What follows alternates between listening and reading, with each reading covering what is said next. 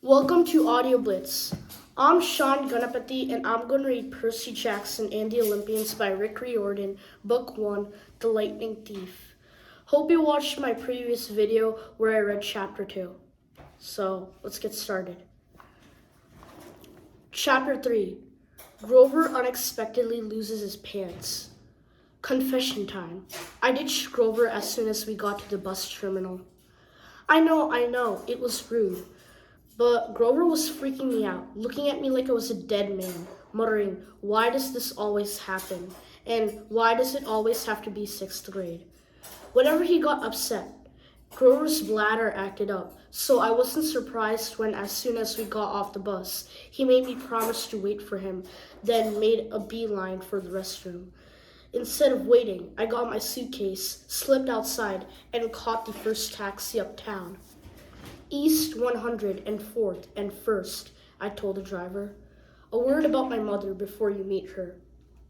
Her name is Sally Jackson, and she's the best person in the world, which just proves my theory that the best people have the rottenest luck. Her own parents died in a plane crash when she was 5, and she was raised by an uncle who didn't care much about her. She wanted to be a novelist, so she spent high school working to save enough money for college with a good creative writing program. Then her uncle got cancer, and she had to quit school her senior year to take care of him. After he died, she was left with no money, no family, and no diploma. The only good break she ever got was meeting my dad.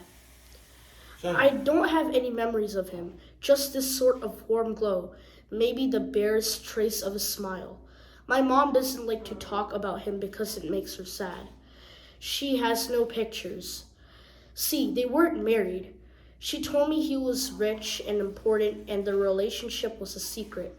Then one day, he set sail across the Atlantic on some important journey, and he never came back. Lost at sea, my mom told me. Not dead, lost at sea. She worked odd jobs, took night classes to get her high school diploma, and raised me on her own. She never complained or got mad, not even once, but I knew I wasn't an easy kid. Finally, she married Gabe Ugliano, who was nice the first 30 seconds we knew him, then showed his true colors as a world-class jerk. When I was young, I nicknamed him Smelly Gabe. I'm sorry, but it's the truth. The guy reeked like moldy garlic pizza wrapped in gym shorts. Between the two of us, we made my mom's life pretty hard.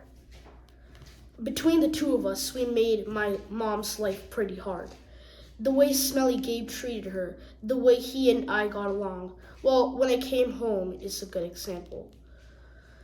I walked into our little apartment, hoping my mom would be home from work. Instead, Smelly Gabe was in the living room, playing poker with his buddies. The television blared, ESPN. Chips and beer cans were strewn all over the carpet. Hardly looking up, he said around a cigar, "So, you're home." "Where's my mom?" "Working," he said. "You got any cash?"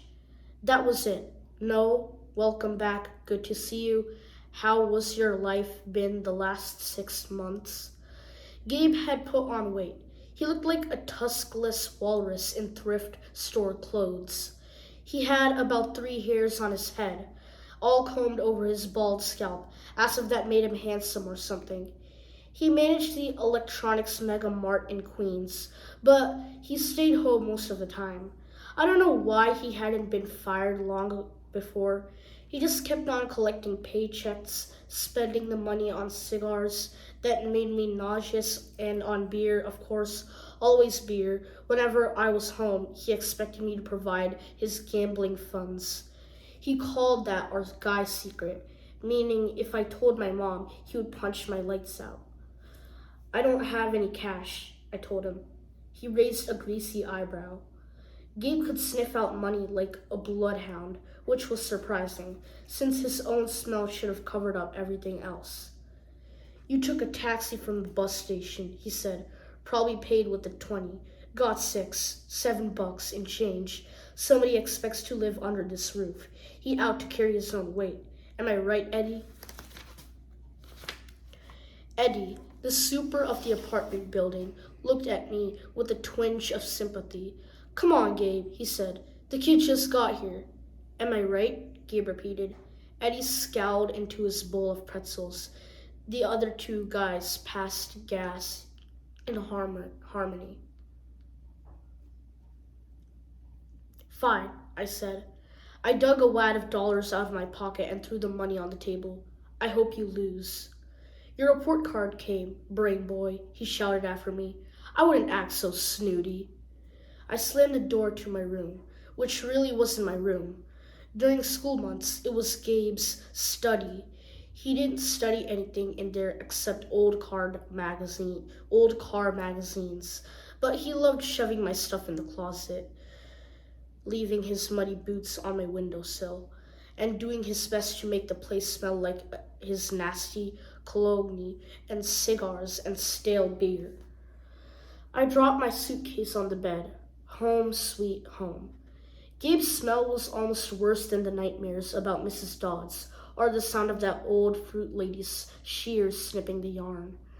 But as soon as I thought that, my legs felt weak. I remembered Grover's look of panic, how he'd made me promise I wouldn't go home without him. A sudden chill rolled through me.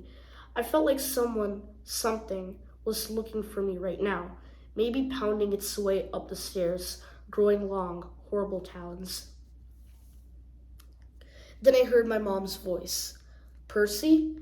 She opened the bedroom door, and my fears melted. My mother can make me feel good just by walking into the room. Her eyes sparkle and change color in the light. Her smile is as warm as a quilt. She's got a few gray streaks mixed in with her long brown hair, but I never think of her as old. When she looks at me, it's like she's seeing all the good things about me, none of the bad. I've never heard her raise her voice or say a kind word to anyone, not even me or Gabe. Oh, Percy, she hugged me tight. I can't believe it. You've grown since Christmas. Her red, white, and blue Sweet on America uniform smelled like the best things in the world.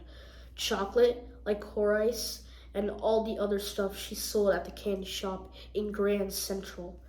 She brought me a huge bag of free samples, the way she always did when I came home. We sat together on the edge of the bed. While I attacked the blueberry sour strings, she ran her hand through my hair and demanded to know everything I hadn't put in my letters. She didn't mention anything about my getting expelled. She didn't seem to care about that. But I was okay. Was her little boy doing all right? I told her she was smothering me and to lay off and all that, but secretly, I was really, really glad to see her. From the other room, Gabe yelled, Hey Sally, how about some bean dip, huh? I gritted my teeth. My mom is the nicest lady in the world. She should have been married to a millionaire, not to some jerk like Gabe. For her sake, I tried to sound upbeat about my last days at Yancey Academy. I told her I wasn't too down about the expulsion. I had lasted almost the whole year this time. I had made some new friends. I'd done pretty well in Latin, and honestly, the fights hadn't been as bad as the headmaster said. I liked Yancey Academy. I really did. I put such a good spin on the year. I almost convinced myself.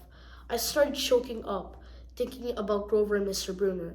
Even Nancy Bobofit suddenly didn't seem so bad. Until the trip to the museum. What? My mom asked. Her eyes tugged at my conscience, trying to pull out the secrets. Did something scare you? No, Mom. I felt bad lying. I wanted to tell her about Mrs. Dodds and the three old ladies with the yarn, and I thought it would sound stupid. She pursed her lips. She knew I was holding back, but she didn't push me. I have a surprise for you, she said. We're going to the beach. My eyes widened. Montauk? 3 nights, same cabin. When? She smiled. As soon as I get changed. I couldn't believe it. My mom and I hadn't been to Montauk the last 2 summers because Gabe said there wasn't enough money. Gabe appeared in the doorway and growled, Gabe appeared in the doorway and growled, "Bean dip, Sally, didn't you hear me?" I wanted to punch him, but I met my mom's eyes and I understood she was offering me a deal. Be nice to Gabe for a little while, just until she was ready to leave for Montauk. Then we would get out of here. "I was on my way, honey," she told Gabe. "We were just talking about the trip." Gabe's eyes got small. "The trip? You mean you were serious about that?" "I knew it," I muttered. "He won't let us go." "Of course he will," my mom said evenly. "Your stepfather's just worried about money. That's all. Besides," she added, "Gabriel won't have to settle for bean dip. I'll make him enough seven-layer dip for the whole weekend. Guacamole, sour cream, the works." Gabe softened a bit. "So this money for your trip, it comes out of your clothes budget, right?" "Yes, honey," my mother said. "And you won't take my car anywhere but there and back." "We'll be very careful." Gabe scratched his double chin. "Maybe if you hurry with that seven-layer dip, and maybe if the kid apologizes for interrupting my poker game. Maybe if I kick you in your soft spot," I thought, "and make you sing soprano for a week." But my mom's eyes warned me not to make him mad. Why did she put up with this guy? I wanted to scream. Why did she care what he thought? "I'm sorry," I muttered. "I'm really sorry I interrupted your incredibly important poker game. Please go back to it right now." Gabe's eyes narrowed. His tiny brain was probably trying to detect sarcasm in my statement. "Yeah, whatever," he decided. He went back to his game. "Thank you, Percy," my mom said. "Once we get to Montauk, we'll talk more about it. Whatever you've forgotten to tell me, okay?" For a moment, I thought I saw anxiety in her eyes, the same fear I'd seen in Grover during the bus ride, as if my mom too felt an odd chill in the air. But then her smile returned, and I figured I must have been mistaken. She ruffled my hair and went to make Gabe his seven-layer dip. An hour later, we were ready to leave. Gabe took a break from his poker game long enough to watch me lug my mom's bags into the car. He kept gripping and groaning about losing her cooking, and more important, his 78 Camaro for the whole weekend. "Not a scratch on this car, brain boy," he warned me as I loaded the last bag. "Not one little scratch." I like I'd be the one driving. I was 12, but that didn't matter to Gabe. If a seagull so much as pooped on his paint job, he'd find a way to blame me. Watching him lumber back toward the apartment building, I got so mad I did something I can't explain. As Gabe reached the doorway, I made the hand gesture I've seen Grover make on the bus, a sort of warding off evil gesture, a clawed hand over my heart, then a shoving moment toward Gabe. The screen door slammed shut so hard it whacked him in the butt and sent him flying up the staircase, as if he'd been shot from a cannon. Maybe it was just the wind or some freak accident with the hinges, but I didn't stay long enough to find out. I got in the Camaro and told my mom to step on it. Our rental cabin was on the South Shore, way out at the tip of Long Island. It was a little pastel box with faded curtains, half sunken into the dunes. There was always sand in the sheets and spiders in the cabinets, and most of the time, the sea was too cold to swim in. I loved the place. We'd been going there since I was a baby. My mom had been going even longer. She never exactly said, but I knew why the beach was special to her. It was the place where she'd met my dad. As we got closer to Montauk, she seemed to grow younger, years of worry and work disappearing from her face. Her eyes turned the color of the sea. We got there at sunset, opened all the cabin windows, and went through our usual cleaning routine. We walked on the beach, fed blue corn chips to the seagulls, and munched on blue jelly beans, blue salt water taffy, and all the other free samples my mom had brought from work. I guess I should explain the blue food. See, Gabe had once told my mom there was no such thing. They had this fight, which seemed like a really small thing at the time. But ever since, my mom went out of her way to eat blue. She baked blue birthday cakes. She mixed blueberry smoothies. She brought blue corn tortilla chips and brought home blue candy from the shop. This, along with keeping her maiden name, Jackson, rather than calling herself Miss Ugliano, was proof that she wasn't totally suckered by Gabe. She did have a rebellious streak like me. When it got dark, we made a fire. We roasted hot dogs and marshmallows. Mom told me stories about when she was a kid, back before her parents died in the plane crash. She told me about the books she wanted to write someday, when she had enough money to quit the candy shop.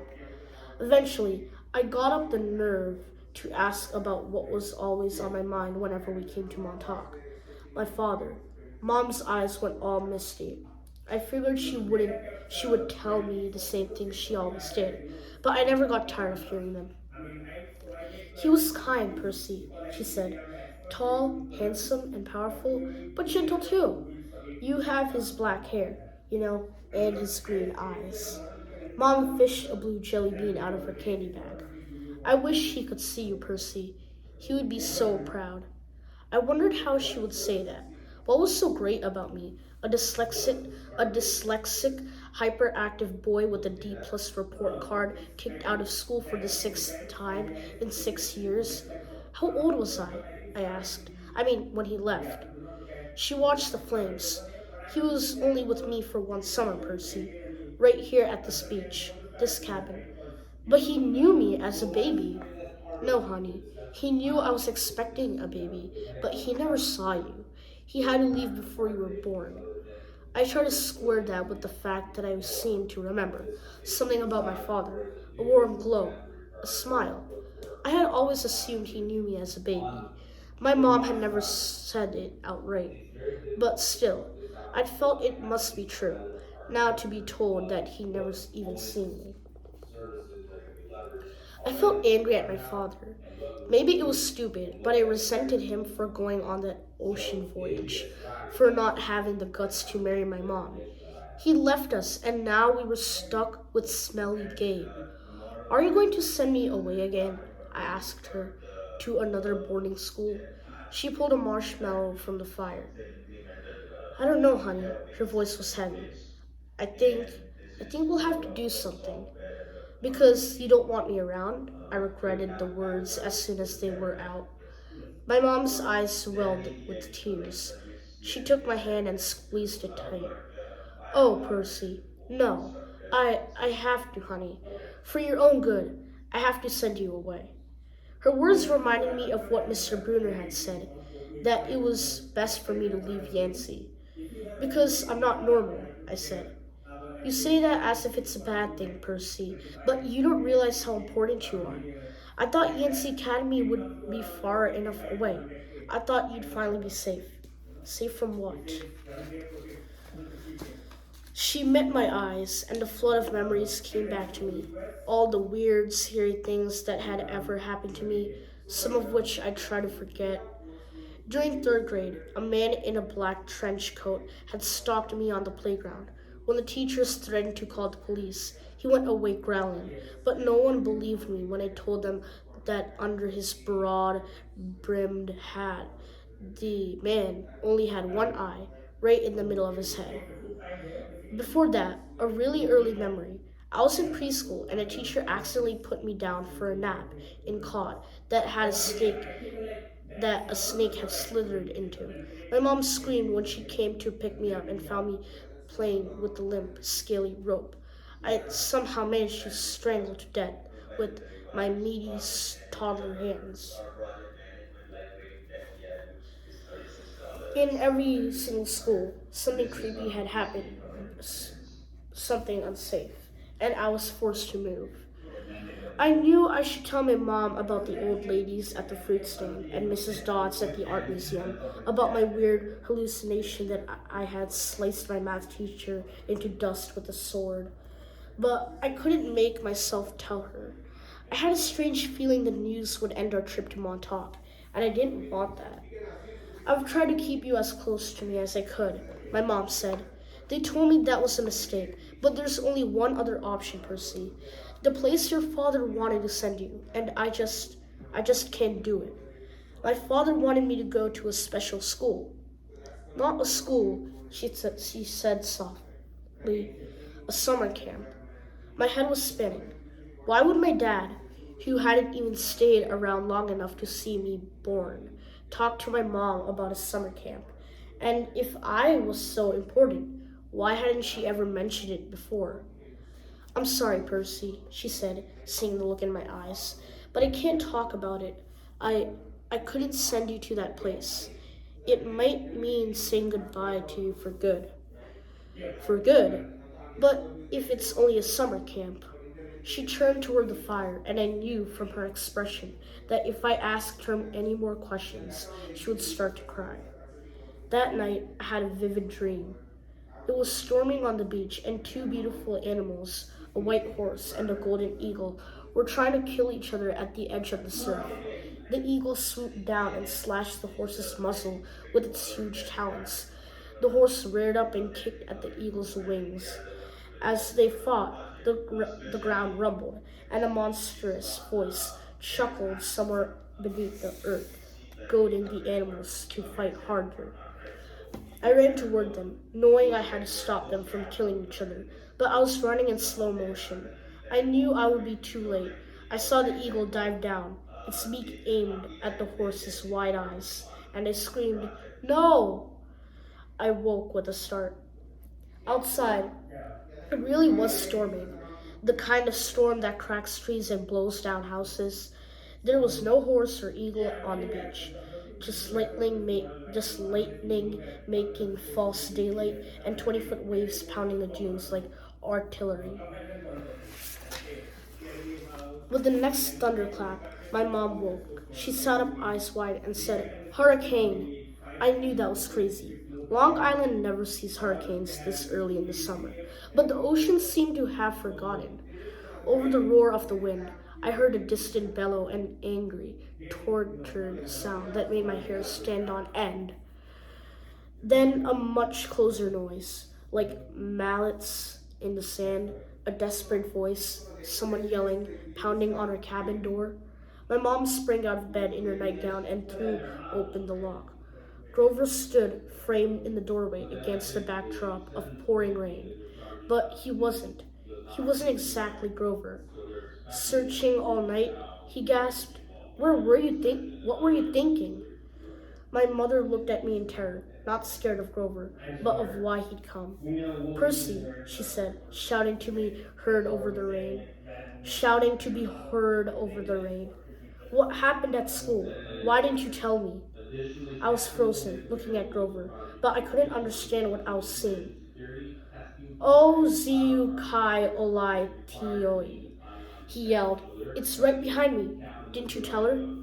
I was too shocked to register that he just cursed in ancient Greek, and I'd understood him perfectly.